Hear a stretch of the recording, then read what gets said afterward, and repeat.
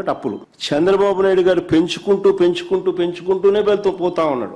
CAG నివేదిక 2024-25 మొత్తం ఆర్థిక సంవత్సరాన్ని కవర్ చేస్తుంది. ఏ పార్టీ అధికారంలో ఉన్నా ఆ సంవత్సరం ఆ మొత్తం ఆర్థిక సంవత్సరానికి ఇచ్చింది.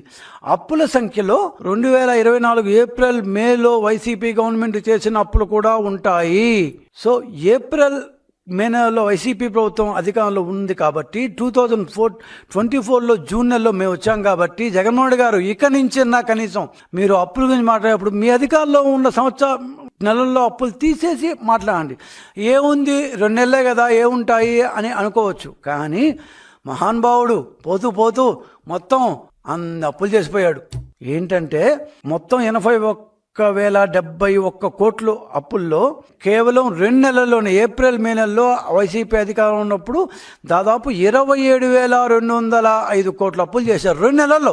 ఏప్రిల్ 2024-25 మే 2024-25 2 నెలల్లోనే 27,205 కోట్ల రూపాయలు అప్పులు చేశారు. మొత్తం 81,000 క్రోడ్స్ అయితే దాంట్లో 2 నెలల్లోనే పోతూ 27,205 కోట్ల రూపాయలు అప్పులు చేశాడు. ఏం చేసావయ్యా బాబు? పొదు 4,300 కోట్ల రూపాయలు ఫీజు రియంబర్స్మెంటు అప్పు పెట్టేసిపోయావు. 1,35,000 రూపాయలు వెండర్లకి, టీచర్లకి, డిఏలకి, కాంట్రాక్టర్లకి వీళ్ళందరికీ అప్పు పెట్టేసిపోయావు.